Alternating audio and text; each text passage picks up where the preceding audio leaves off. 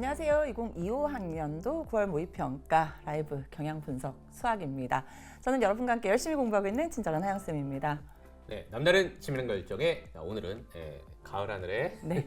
하늘을 담당하고 있는 남철입니다. 네, 제가 가을 하늘 담당해달라고 선생님 네. 얘기했더니 정말 잘 준비해 주셨습니다. 네. 저는 뭘 담당했을까요? 저는 제 마음으로 그 열매를 잘 맺을 수 있는 밤나무 역할을 하기 위해서 이렇게 나타났습니다. 네. 네, 오늘 제가 사실은 아침에 일어났는데 좀 약간 건조하다? 그리고 좀 차다? 이런 느낌이 들었어요.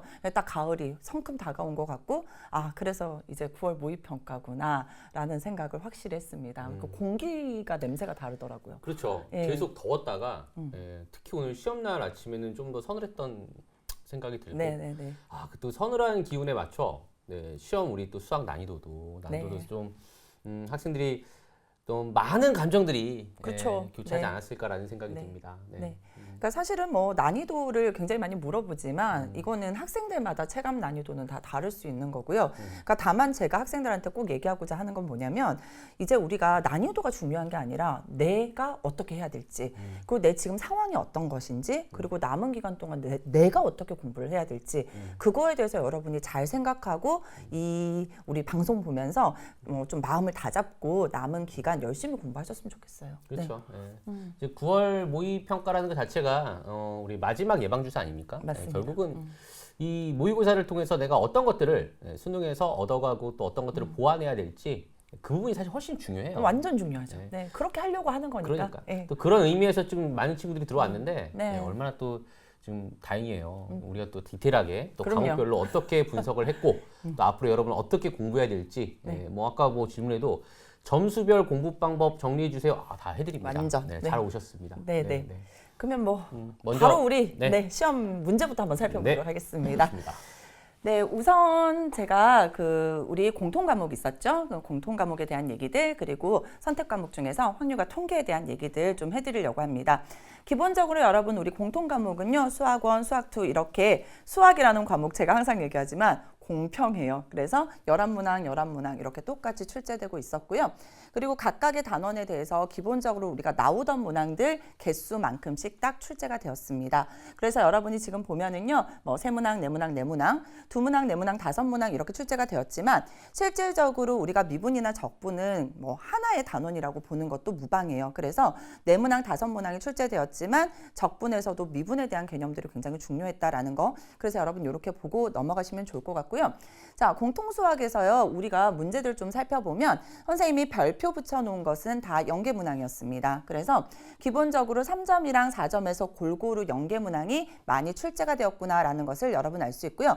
특히나 여러분 지금 4점짜리 문항들을 보면은요, 여기에 있는 14번, 12번, 22번, 그리고 13번, 15번 모두 연계문항이었습니다. 그러니까 여러분이 연계교재가 얼마나 중요한지를 다시 한 번 더 느끼고 넘어가셨으면 좋겠어요. 그래서 고난도 문항에서도 이렇게 공통 과목은 특히나 더 연계 문항이 많이 출제가 되었고요. 그리고 여러분 저는 시험지 딱 받자마자 이거 이 문제인데? 라는 생각이 들 정도로 굉장히 연계, 체감률도 높았던 그런 문항들이 있습니다. 선생님이 이런 문제들에 대해서는 조금 더 이따가 깊이 있게 짚어드릴 생각이고요. 자, 우선 선생님이 빨강색으로 표시해둔 문항들은 여러분이 만약에 틀렸거나 아니면 내가 어떻게 맞췄는데 좀 이 풀이 방법이 궁금하다?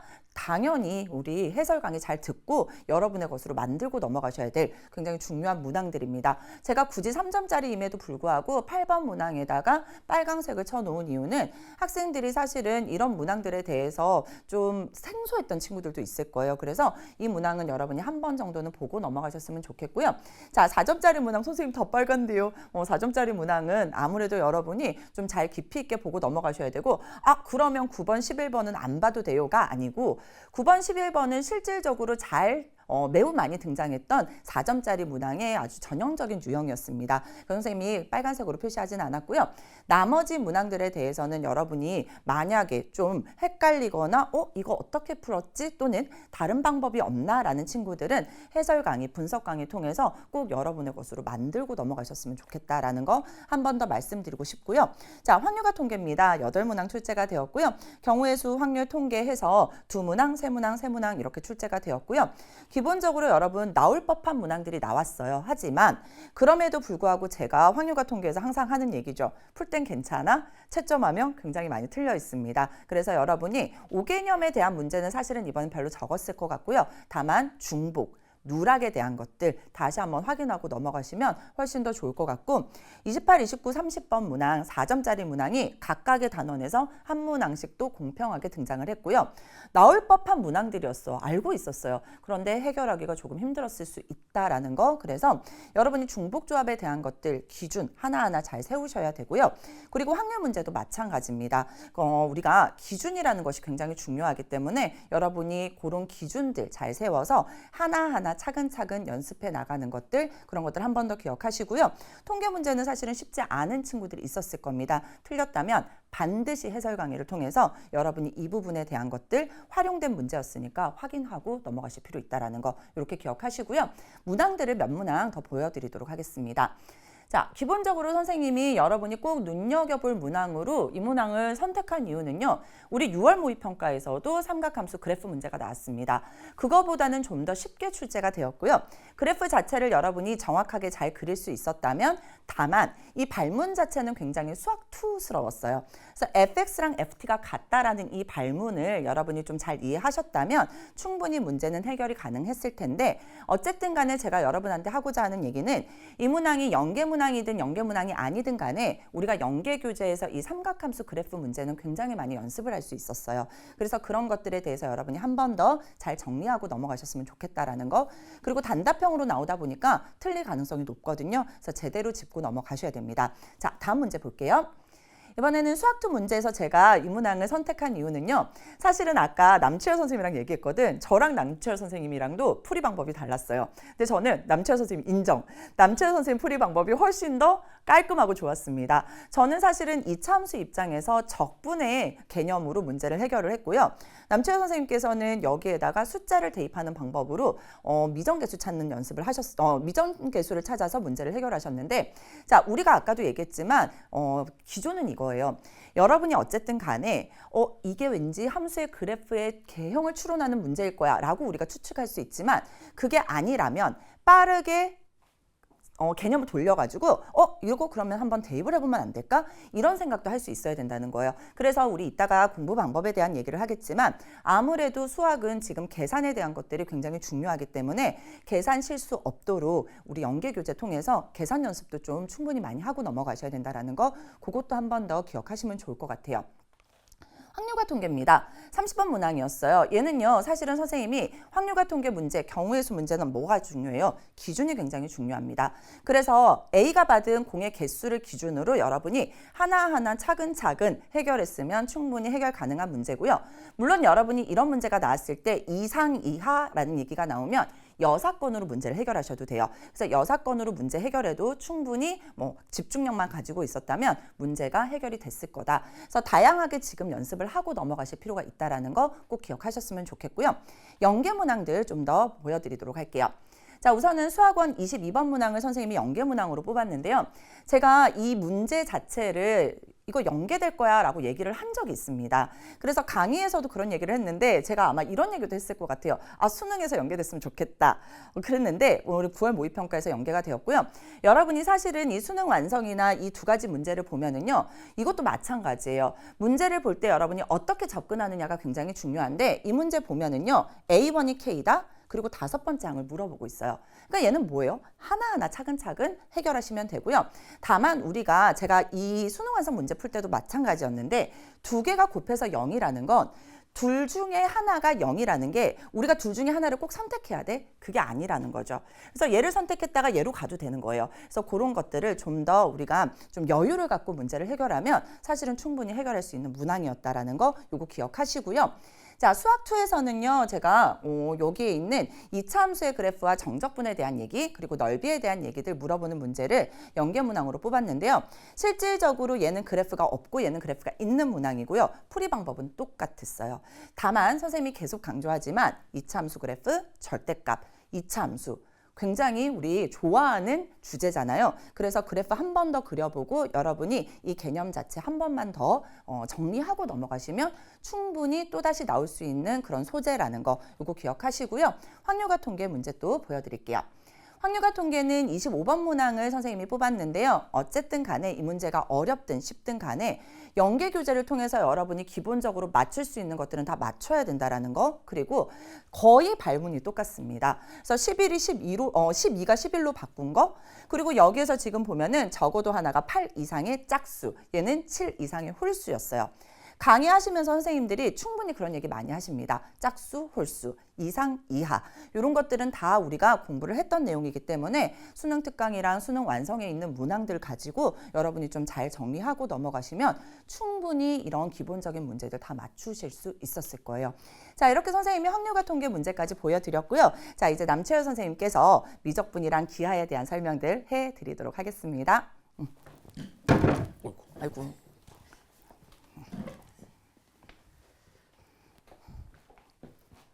이제 미적분이랑 기하 문항 살펴보도록 하겠습니다. 일단은 2점, 3점짜리 쭉 보시면 제가 이제 빨간색으로 표시된 거는 한 문제도 없어요. 일단은 풀어보시면 알겠지만 아까 우리가 지금 최현호 학생이 미적분 26번 여기 나와 있죠. 어렵고 생소한가요? 라고 질문하셨는데 이 뒤에 이제 대표 연계 문항이 나옵니다. 그때 제가 또 답변을 드릴 거고요. 사실은 이제 2점짜리, 3점짜리 이 두 과목 모두 크게 걸리는 부분은 없었습니다. 그게 아마 6월 모평과의 조금 차이점인 것 같고 기존에 있던 시험과의 좀 차이점이었던 것 같습니다. 그래서 뭐 기본적인 거를 묻는 개념들은 뭐 특별히 힘들거나 그러진 않았던 것 같고요. 만약에 이제 좀 힘든 걸 꼽아봐라 라고 하면 아까 얘기했던 거 뭐 계산 때문에 뭐 치환적분이 어색해서 26번이라든가 아니면 여기 3점짜리에 기하의 27번처럼 뭔가 정사형의 넓이를 구하는 과정들 이런 게 좀 힘들게 느껴질 수도 있겠지만 사실 제가 이 두 문제 다 뭐냐면 EBS 연계 문항입니다. 이 두 문제 3점짜리 뒤에서 다시 한번 보여드리도록 하겠습니다. 4점짜리는 지금 다 붉은색으로 표시가 되어 있는데 당연히 3점짜리에 비해서는 좀 더 어렵게는 느껴졌겠지만 그래도 우리가 뭐 6월 모평이라든가 전년도 수능에 비해서는 비교적 여러분이 충분히 할 만한 정도의 난도였다라는 생각이 들어요. 일단 가장 어려운 문제는 30번입니다. 그리고 28번 같은 경우는 일단 제가 이 얘기를 안 들었는데 보세요.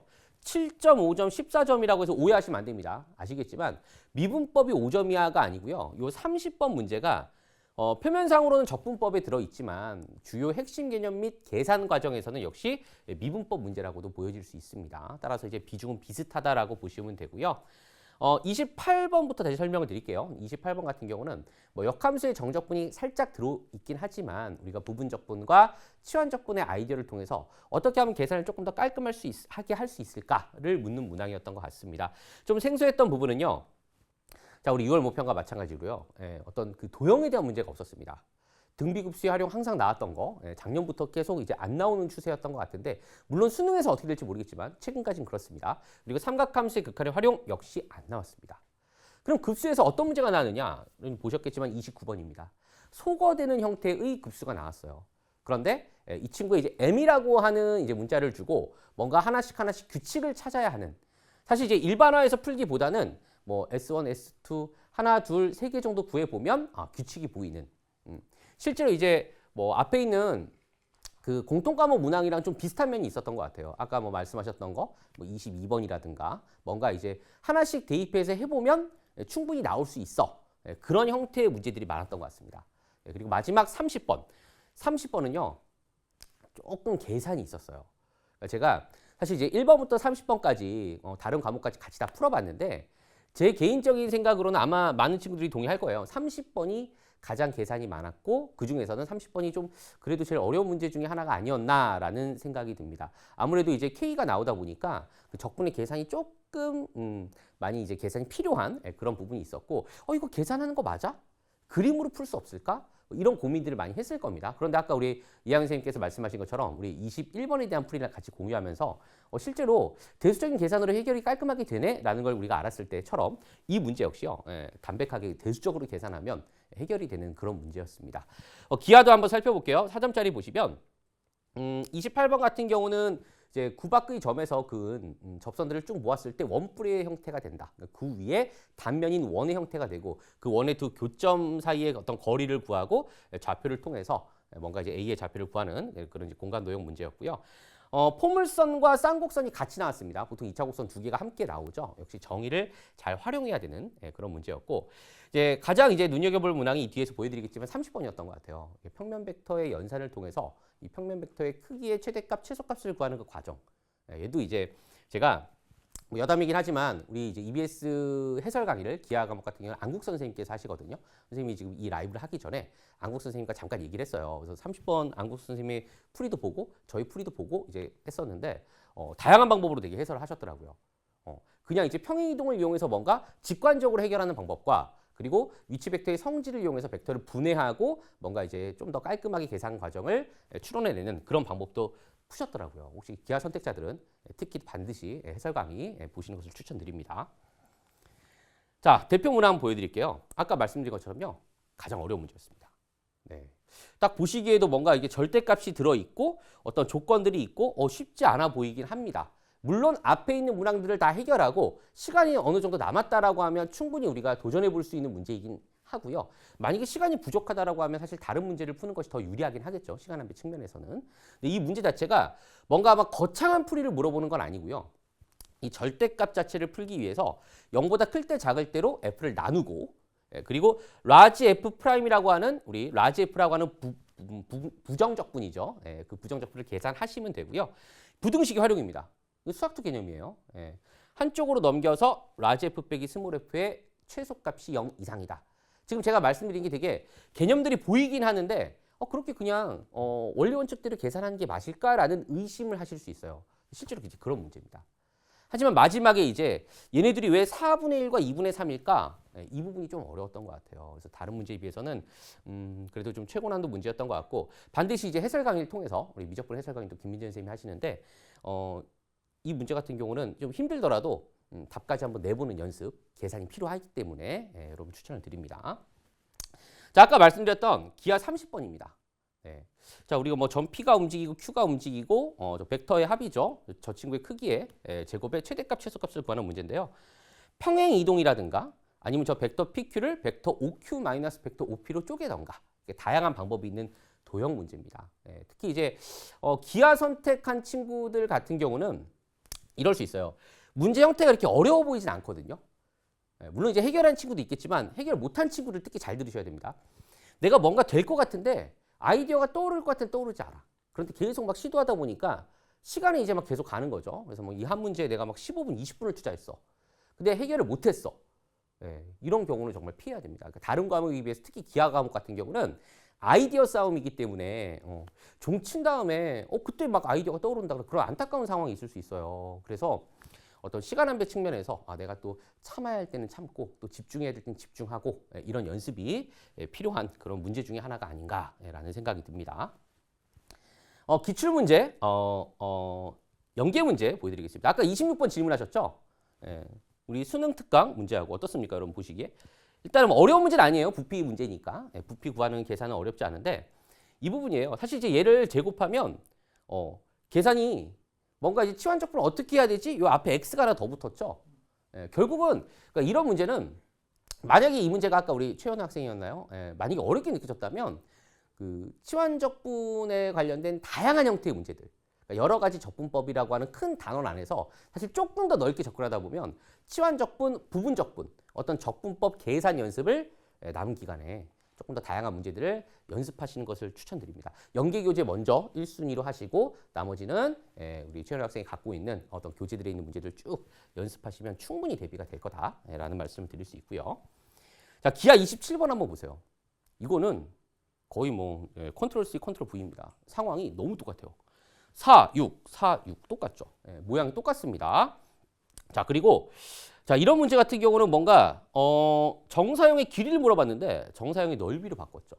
문제의 상황은 똑같이 줬는데 구하고자 하는 것을 딱 바꾸니까 조금 더 어려운 문제가 됐습니다. 그러니까 이렇게 문제를 살짝 변형해서 뭔가 이제 확장되는 형태, 조금 더 난도가 올라가는 그런 형태의 연계 문제들이 꽤 많습니다. 그래서 여러분이 제가 잠깐 또 조언을 해드리자면 연계교재를 공부할 때 단순히 그 아까도 질문이 있었는데 풀이를 반복하는 연습보다는 그 문제의 상황에 좀 주목할 필요가 있어요. 어떤 조건과 상황이 문제에 나왔는지. 만약에 이 문제가 조금 더 어렵게 나온다면 어떤 조건이 바뀔까? 이런 걸 생각하면서 공부하시는 것이 도움이 되지 않을까 싶습니다. 네. 여기까지 미적분 기하 분석 마치도록 하겠습니다. 네, 방금 어떤 학생이 그랬어요. 정말 해설강이 중요할 것 같아요. 해설강이 정말 중요해요. 여러분이 이게 그냥 뭐 문제를 맞고 틀렸고라기보다는 선생님들이 그 문제 자체를 잘 분석해서 앞으로 사실 우리가 수능을 대비하기 위해서 해설 강의를 해드리는 거잖아요. 그래서 그 강의를 보면서 여러분이 충분히 내용들, 개념들 다시 한번 정리하고 그리고 이런 것들이 이렇게 발문이 나올 수 있구나. 또 이런 문제는 이런 식으로 푸는 방법이 있구나. 이런 걸 여러분이 잘 익혀야지만 똑같은 문제가 나오는 건 아니지만 거기에서 나온 개념, 발문 그런 것들이 출제가 다시 될 거기 때문에 여러분 해설 강의는 진짜 좀 잘 들으셨으면 좋겠어요. 네, 해설 강의 정말 중요하죠. 아무래도 아까 우리가 뭐 9월 모평 자체가 수능을 위한 이제 보완하기 위한 예방주사라고 했으니까 내가 어떤 부분이 부족하고 어떤 부분을 공부해야 될지의 그 방향을 결정해 주는 게 결국 이제 오답노트 작성이 아닙니까? 그 오답노트 작성을 위해서 해설 강의 활용하시는 거 상당히 이제 필요한 부분이라 생각이 듭니다. 하영쌤 맨날 만점 나오시나요? 막 이렇게 얘기를 하는데 제가 그냥 정말 솔직하게 얘기하면 만점이 나오긴 할 수 있어요. 왜냐하면 시험을 치면 우리는 워낙 시험을 많이 쳤잖아요. 근데 제가 해설 강의를 딱 하고 집에 가면서 항상 하는 일이 뭔지 알아요? 여기 딱 이불킥이에요. 왜냐하면 이게 저도 학생들이랑 똑같이 시험 문제 받고 공감합니다. 문제를 풀잖아요. 근데 가다가 보면은 이 문제 이렇게 풀 걸 이런 생각이 들 때는 되게 많거든요. 그러니까 사실은 정말 그런 것 같아요. 저는 뭐 20몇 년간 수학 문제만 푸는데 이게 만점이 안 나오면 문제가 있는 거잖아요. 그렇긴 하지만 풀이 방법에 대해서는 사실은 진짜 막 어떻게 해서 풀다 뭐 이런 느낌이 들 때가 있긴 하죠. 정말 좋은 말씀 하셨거든요. 그러니까 이건 뭐냐면 그 모의고사 연습에 대한 방법이 아니고요. 그 모의고사에 대한 오답노트 내지는 공부하는 방법을 말씀하시는 거예요. 그러니까 정답을 찾기 위한 어떤 공부는 모의고사 때 아까 수능 만점 말씀하셨으니까 내가 갖고 있는 게 이만큼인데 이만큼을 최대한 활용해서 답을 맞추는 게 시험의 목적이라면 그렇죠. 다시 공부할 때만큼은 다른 방법에 조금 더 깔끔하거나 아니면 조금 더 뭐 지저분하더라도 다양한 방법의 해설을 고민하는 거. 우리는 이제 어떻게든 깔끔한 해설을 되게 고민하는 그렇죠. 다 보니까 이제 네. 아까 이불킥 말씀하셨는데 네. 이거는 정말 이제 상위권 학생들 특히 네. 필요한 공부 방법이고 뭐 단적으로 얘기하면 해설지보다 더 깔끔한 풀이 그렇죠. 이런 걸 고민하는 게 네. 아마 그 만점 받는 방법이 아닌가. 사실 선생님도 송글씨 올려주시잖아요.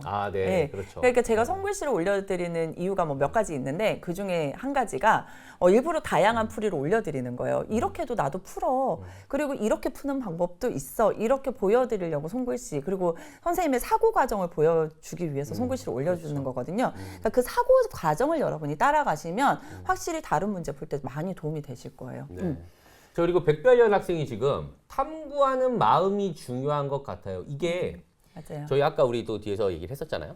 이게 저는 이제 그 9월 모평의 그 주 컨셉이 아닌가 싶습니다. 네네네. 그러니까 이게 그러니까 기존에 있던 문제들이 점점 고도화되고 지금 변하고 있잖아요. 과거에는 뭔가 이렇게 그거를 이제 뭐 그렇게 표현하기 그렇지만 많이 익숙해지다 보니까 특정 유형이 익숙해지다 보니까 스킬이라든가 조금 더 뭐 나쁜 말로는 뭐 편법이라든가 어떤 이제 어떻게 하면 좀 빨리 풀지 이런 거에 학생들이 너무 초점을 두고 공부를 하다 보니까 어떤 학습이나 공부라기보다는 좀 훈련의 느낌이었던 것 같아요. 맞아요. 네. 그런데 이제 문제가 점점 아까도 우리가 21번 얘기도 했고 30번 얘기도 했지만 겉보기에는 포장지는 뭔가 좀 더 깔끔하고 뭔가 다른 방법이 있을 것 같은데 실제로는 담백하게 계산하는 것이 가장 깔끔한 제일 빨랐다. 그러니까. 네. 그러니까 이거는 물론 이제 계산 연습도 중요하겠지만 그 제한된 시간 안에 이런 방법 저런 방법 또 해보면서 뭔가 안 되면 아까 그 친구가 말한 것처럼 어떤 탐구하는 마음으로 공부를 한다면 이거를 그냥 미정계수로 담백하게 풀면 되지 않을까?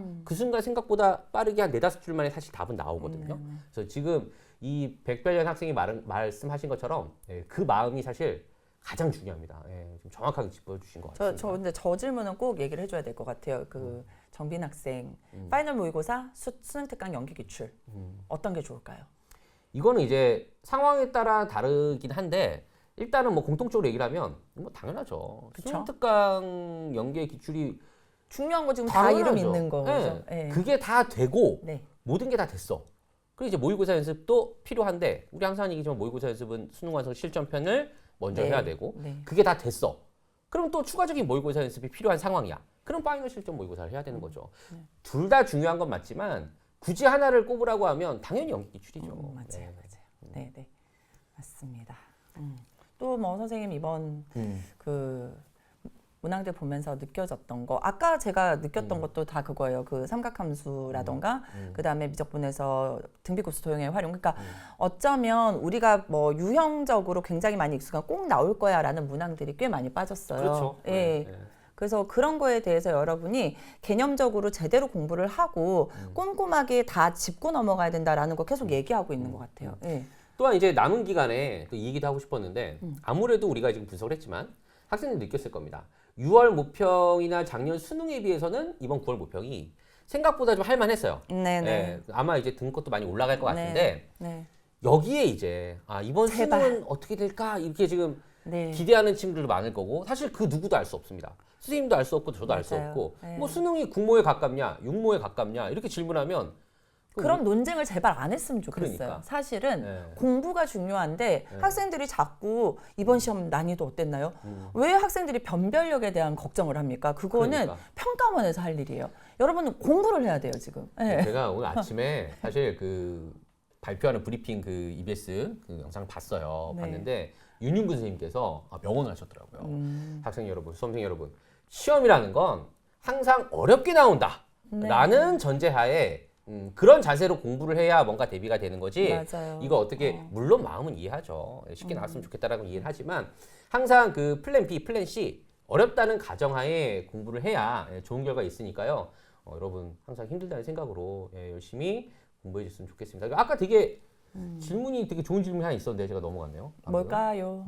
네. 저거. 저 김별선 학생. 하위권인데 중위권으로만 올리고 싶대요. 지금 70일 남은 상황에서 기본기를 어떻게 파야 되고 어떻게 해야 성적이 오를까요? 라고 얘기를 했는데 지금까지 했던 걸 일단은 저는 이렇게 생각합니다. 그러니까 이제 뭐 1에서 한 3등급이야. 그러면 일단은 3월부터 9월까지 그 모의고사를 자기가 틀린 것들을 한번 이렇게 소트해 갖고 통계를 한번 보세요. 그러면 시간 안배에 일단 느낌이 들 거예요. 나는 대략 어떤 사점짜리를 좀 못 푸는 편이구나. 이게 좀 보였을 것 같고 하위권 말씀하셨으니까 하위권 친구들 같은 경우는 맞은 문항들을 좀 써보는 거예요. 네. 맞은 문항에서 내가 그러니까 풀어서 맞은 문항. 그러니까 2, 3점짜리에서 내가 얼만큼 풀어서 맞았는지가 중요합니다. 네. 그럼 그거를 먼저 보시고 내가 확실히 될 것 같고 그 다음에 어느 정도 더 해야 되는지는 최근 3개년 기출 있죠. 육모, 구모, 수능. 저 그래서 하나 더 추가할게요. 네. 그 우리 예시문항. 그렇죠. 네네.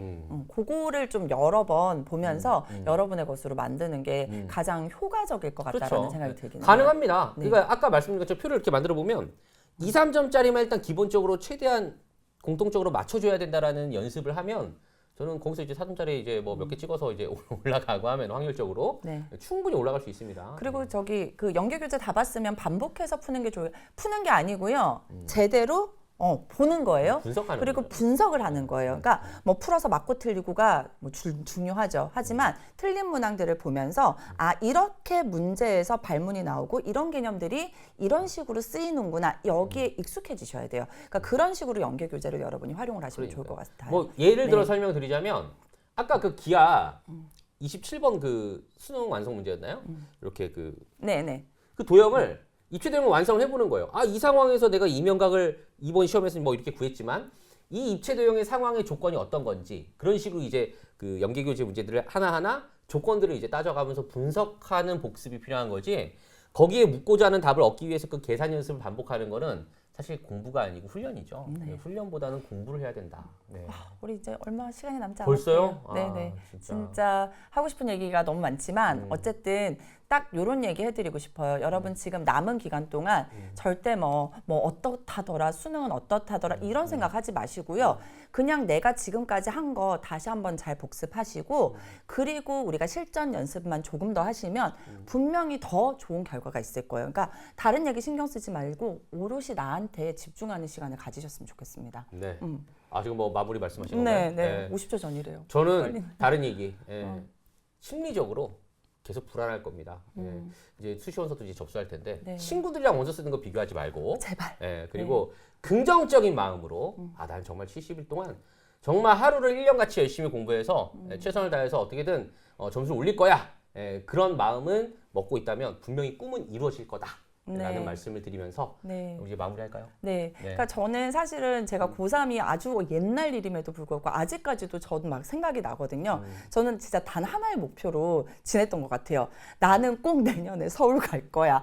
그런 어떤 좋은 상상을 하면서 여러분한테 집중을 하신다면 반드시 좋은 결과 있을 거니까 여러분 네. 끝까지 힘내셨으면 좋겠습니다. 네, 우리 날씨도 이제 서늘해지는데 건강 관리도 잘 하시고요. 네, 이번 수능 잘 될 겁니다. 우리 마무리 인사로 파이팅 할까요? 하나, 둘, 네네. 셋, 화이팅? 네. 네, 좋습니다. 하나, 둘, 셋, 파이팅!